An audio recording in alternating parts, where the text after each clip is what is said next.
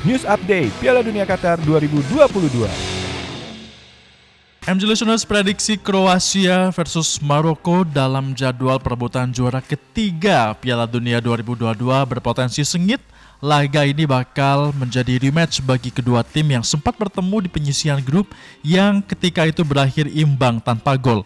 Pertandingan Kroasia dan Maroko dijadwalkan berlangsung di Stadion Internasional Khalifa, Doha pada Sabtu 17 Desember 2022 malam pukul 10 waktu Indonesia bagian Barat. Untuk membahasnya, kami sudah terhubung dengan pengawas sepak bola Roni Pangemanan, Bung Ropan. Halo, selamat pagi dan salam sehat, Bung Ropan. Selamat pagi, Febrian. Salam sehat selalu. Salam sehat selalu. Kita bertemu di layar televisi, di radio, di real life langsung ya, Bung Ropan. Yang semoga nggak bosan ya, Bung ya, ngebahas ini ya, bola ya. Mantap loh dengan biasa. Mantap, siap. Bung Ropan, kita akan coba untuk preview terlebih dahulu ini ya, karena kan Kroasia untuk menciptakan final ulangan 2018 ini harus terhenti karena sudah dikalahkan oleh Argentina. Apakah memang Kroasia ini tidak bisa meladeni Argentina dalam semifinal Rabu lalu atau bagaimana, Bung Ropan? Ya, Argentina itu main dengan taktik yang oke ya. Kalau lihat pertandingan Argentina lawan Kroasia itu kan Kroasia ini seperti terjebak dalam permainan Argentina. Jadi Argentina coba bermain dengan mengatur tempo yang baik, bukan berarti mereka unggul, karena kalau dari ball position kan Kroasia bagus untuk menghadapi Argentina. Tapi mereka coba memancing Kroasia itu keluar karena pertahanan Kroasia bagus dan mereka melakukan itu dengan counter attack yang cepat. Tentunya dengan bergantung terhadap permainan Messi. Dan Messi lah yang mengacak-acak pertahanan mereka. Dan pemilihan Joško Gvardiol untuk terus bisa menempel Messi ini saya pikir agak keliru ya, dibuat oleh Zlatko Dalic sebagai pelatih. Mestinya ada satu gelandang bertahan saja yang mengikuti Messi. Jangan Gvardiol, karena dengan Gvardiol ditarik keluar, ini akan membuat Lovren itu seperti sendiri. Sulit untuk bisa mengatasi karena Argentina punya Julian Alvarez yang sangat cepat. Dan ini akan berbahaya sejak awal. Nah, kekhawatiran itu kan muncul ketika bagaimana Julian Alvarez akhirnya juga bermain sangat bagus. Sebelum ada brace dari dia, jadi ada satu gol itu penalti dari Julian Alvarez. Sebelum diselesaikan dengan baik oleh Messi. Jadi saya pikir taktik dari Argentina itu yang bagus lewat Lionel Scaloni yang menempat Messi bermain sebagai pemain yang free di belakang Julian Alvarez. Ya. Ya, tapi kalau misalnya kita lihat dalam ball position ini justru Kroasia sebenarnya menguasai pertandingan dengan 61% berbanding dengan 39% dan percobaan tembakan ke bawah ada 12 kali berbanding 9 kali untuk Argentina, tapi Argentina menembak tepat ke arah gawang sebanyak 7 berbanding 2. Tanggapannya gimana? Iya, karena dari sini kan lebih efektif memang Argentina. Lihat aja mereka cuma melakukan percobaan 9 tapi kemudian 7 on target. Jauh dengan Kroasia cuma mungkin dapat 2 on target di sana. Jadi kelihatan sekali bahwa Argentina itu cara mereka menyerang itu lebih memang mengandalkan lebih kepada tujuan mencetak gol. Jadi tidak perlu untuk banyak menghambur-hamburkan tembakan yang off target tapi kesasaran yang tepat. Dan akhirnya mereka mendapatkan itu. Berbeda dengan Kroasia. Karena semua pemain Argentina, pemain-pemain tengah itu fokus aja mereka memberikan umpan, memberikan ruang terhadap Messi dan Alvarez.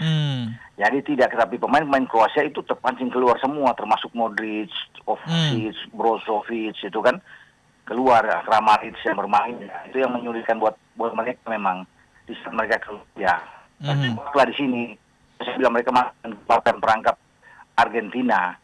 Saya pikir itu pelatih Scaloni yang lebih bagus dalam hal ini untuk bisa melihat apa yang dia harus lakukan ya, terhadap pertandingan melawan Kroasia. Jadi ya berhasil menurut saya kalau dia bisa bermain dengan cara demikian. Dia taruh 4 tandang yang bagus, yang bermain transparan di tengah. Rodrigo de Paul, Alex McAllister yang dia taruh di Paredes. Ya. Ini oke kalau bisa dikatakan di sini, apalagi dengan Enzo Fernandez yang dia pakai di tengah untuk mengatasi gelandang-gelandang Kroasia, karena Kroasia ini dianggap punya kekuatan aja di lini tengah. Mereka harus taklukkan lini tengah ini agar mereka bisa punya ruang untuk bisa membombardir pertahanan Kroasia, dan itu berhasil dijalankan oleh Rodrigo de Paul, McAllister, Paredes, dan kemudian mereka bisa mendapatkan ini. Ya, itu yang saya lihat cara bermain Argentina lah yang oke di dalam pick mereka ya. Artinya memang Argentina bermainnya lebih oke nih, Bung ya. Ya, betul. Mereka tahu karena mereka punya lawan punya Luka Modric yang bagus kan dalam aliran bola. Ya, tapi biar aja Luka Modric bermain, tapi mereka langsung melakukan press yang tinggi terhadap Brozovic, terhadap Kovacic, ini yang menyulitkan. Sehingga ya capek sendiri bagi seorang Luka Modric, mutar sana mutar sini nggak tahu kemana, karena pressingnya itu dilakukan terhadap pemain-pemain lain. Sehingga ya, sulit bagi Modric untuk mengalirkan ke depan, ke Kramaric misalnya, atau ke Pasalic dan Petkovic, atau ke Ivan Perisic yang ada di depan ini. Bagi mereka, karena tahu, bagi agennya tahu untuk bisa meredam mereka, Kroasia itu menyempitkan ruang Ivan Perisic dan langsung mempressing Brozovic dan Kovacic. Biarkan aja Modric itu mutar-mutar dengan bola. Jadi akhirnya kesulitan sendiri, capek sendiri Modric. Begitu. Oke, Bung Ropan, kita sekarang beralih ke Maroko, di mana ini ada banyak yang mengharapkan Maroko nampaknya bisa sampai dengan ke final, karena memang kita lihat ke belakang sudah pernah mengalahkan Spanyol, bahkan Portugal, tapi akhirnya mereka juga menumbangkan Belgia di babak penyisihan, tapi akhirnya harus terhenti di babak semifinalis. Tanggapan gimana, Bang Ropan? Saya pikir sudah cukup bagi Maroko ya. Ini sudah prestasi besar buat mereka untuk masuk 4 besar sebagai tim pertama Afrika di Piala Dunia. Ini sebuah sejarah. Ya kalau mereka ingin melanjutkan ke final dan mungkin berharap juara, ya mungkin itu sebuah ambisi lagi ya, bonus buat mereka. Tapi sekarang sudah di 4 besar, oke. Untuk mengalahkan Prancis dengan kekuatan Prancis, kedalaman skuad yang bagus, lebih bagus dari Maroko, ya memang sulit. Dan itu kelihatan sekali ya bagaimana kematangan Prancis, kedewasaan bermain bola Prancis itu sangat bagus. Walaupun Maroko itu tidak jelek memang bermain, ada beberapa peluang. Sayangnya mereka itu kebobolan di menit-menit awal.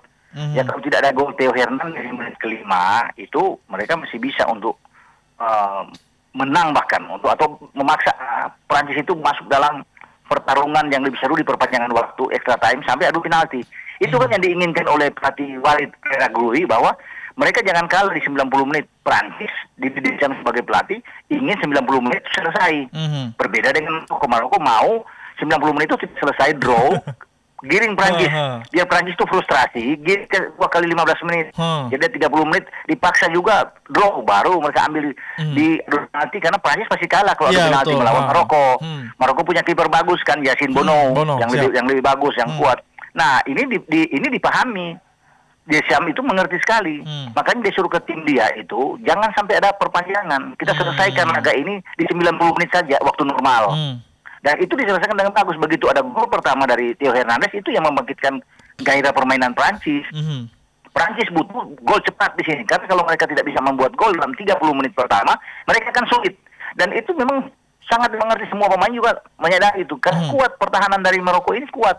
Itu yang Walid juga bilang, ya, mereka ini akan bekerja keras sepanjang pertandingan untuk tidak membuat Prancis itu mencetak gol, tapi kalau Prancis bisa membuat gol, mereka akan kesulitan. Dan ternyata benar. Betul. Apa yang dikatakan oleh pelatih Maroko ini, ketika Prancis bikin gol, mereka agak kesulitan dengan cara bertahan yang bagus, dan mereka memang dalam ball position kan bagus. Betul. Coba lihat, mestinya kan Prancis dengan kedalaman squad yang oke, Prancis lebih unggul dalam ball position. Tapi kok ini sekarang tim yang punya kedalaman lebih bertahan lebih kuat yang unggul ball position.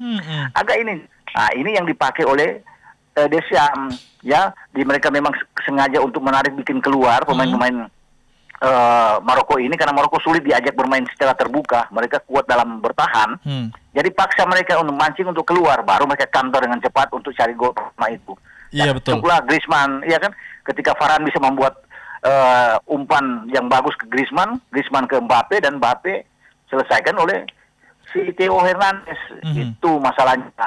Masalah utama bagi Maroko, gol cepat itu. Kalau mereka bisa menyeimbang, pertandingan akan lain. Tapi mereka tidak dapatkan. Meskipun ada beberapa peluang yang terjadi, terutama di babak kedua kan. Dari 2-3 peluang mereka, ada satu yang sebenarnya bisa menjadikan gol. Tapi mereka tidak mampu melakukan itu. Jadi saya pikir ini taktik juga. Ini berbicara soal kedewasaan permainan. Nah, sebagai juara bertahan, ini sangat dewasa. Namun bagi Maroko jangan kecewa. Maroko tetap keluar stadion dengan kepala tegak. Mereka oke bermain. Kalau mereka udah sama dengan Prancis. Betul. Ya, sama permainan mereka, maka mereka bisa unggul dalam ball position, gitu. Itu Ferry. Oke, siap. Sangat membesarkan hati Maroko nih namanya Bung Ropan ya.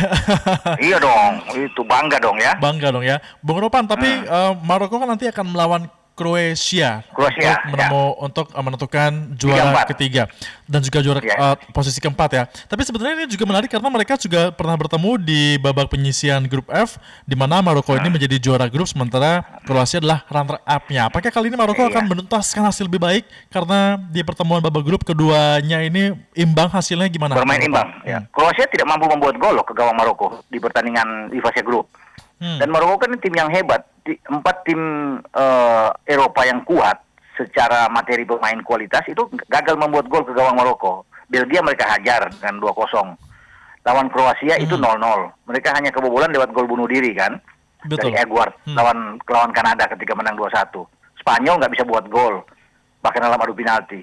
Cristiano Ronaldo dan kawan-kawan nggak bisa buat gol. Jadi ini bagus kalau bicara kembali dengan Kroasia, pasti Kroasia akan berhitung. Dalam pertandingan pertama mereka kesulitan di Maroko, dan Maroko menjadi juara grup kan ini agak gimana ya, bisa dikatakan di sana ada Belgia dan Kroasia, tapi mereka juara grup. Tapi mereka juara grup ya? Ya, juara grup. Ya, dan itu kan dikejar oleh Spanyol, makanya Spanyol menghindari biar Jerman out, Spanyol mau kejar Maroko, nggak tahu Spanyol kena hantaman dari Maroko. Dan kalau kita bicara lawan peluang untuk bisa melawan Kroasia dalam perebutan 3-4 ya, ini kesempatan juga bagi Maroko. Maroko tidak akan melewatkan. Karena juara 3 itu akan sulit dikejar oleh tim-tim Afrika lainnya untuk bisa melakukan demikian. Juara 3 loh, Piala Dunia. Ini nggak gampang bagi tim-tim Afrika. Dan makanya mereka tetap menganggap walaupun kalah lawan Prancis di semifinal, perebutan tempat ketiga ini masih tetap penting buat mereka. Ya, karena negara mereka tuh perhatiannya luar biasa ya, pemimpin-pemimpin mereka ketika mereka lolos ke semifinal. Jadi mereka akan bermain hidup mati di bawah untuk pertarungan tempat ketiga dengan Kroasia. Mungkin Kroasia yang ya akan melepas pemain-pemain lapis kedua lah, kesempatan buat Kroasia karena ya saya kira demikian. Mereka akan banyak melepas pemain yang belum punya jam bermain. Maroko mungkin akan begitu juga, tapi ada mungkin cuma 3-4 pemain lah. Mereka akan konsentrasi untuk bagaimana mengamankan posisi ketiga yang dianggap juga penting. Ini sebuah kebanggaan kalau mereka pulang ke negara mereka menyandang predikat sebagai tim juara 3 dunia. Betul. Nggak mudah itu. Sulit untuk dicapai oleh tim lain. Mungkin tunggu puluhan tahun itu. Baru bisa lagi ya Afrika ya? Iya. Kalau tim Afrika lain kan tunggu puluhan tahun baru bisa lakukannya. Karena tim-tim Afrika lain itu cuma pernah ada sampai di perempat final. Kamerun tahun 90, ya kan, Senegal di tahun 2000 berapa tuh. Senegal bisa lakukan tuh 2002 kalau nggak salah. Mereka lakukan itu. Nah, kemudian di Afrika 2010 Ghana lolos juga tuh ke babak perempat final. Nah, sekarang sudah sampai semifinal kan tinggal luar biasa bagi Maroko. Artinya ambisi Maroko ini lebih besar daripada Kroasia atau bagaimana, Bung Ropan? Iya, ambisi mereka lebih besar. Motivasi mereka tuh tetap nggak turun, nggak kendor. Nah, Kroasia ini yang pasti setelah mereka gagal mengatasi Argentina, ini yang membuat ya udahlah main aja perebutan tempat ketiga keempat ini. Ya, tapi tetap bergengsi karena kan masalah uang. Hadiah uang masih tinggi. Iya. Tinggi. Mungkin masih bisa dapat 300-400 miliar di situ. Gitu untuk Kira-kira juara 3, juara 4. Ini masih bisa memberikan penampilan dan juga permainan yang menarik nggak, Bung? Kira-kira dengan perebutan juara ketiganya nantinya? Menjadi tidak menarik kalau dua-duanya misalnya nih, dua-duanya tampil dengan starting 11 mereka, pemain-pemain lapis kedua, pemain-pemain yang tidak banyak jam bermain di Piala Dunia. Itu menjadi tidak menarik, ya kan? Ya.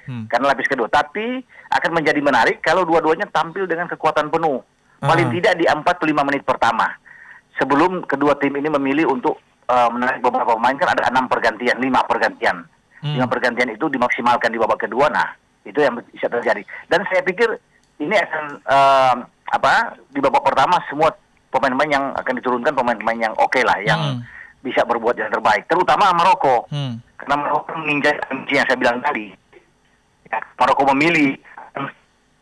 kalau memilih bermain dengan misalnya 8-9 pemain lapis kedua yang tidak pernah kalah sama Kroasia. Kalau memilih demikian, ya.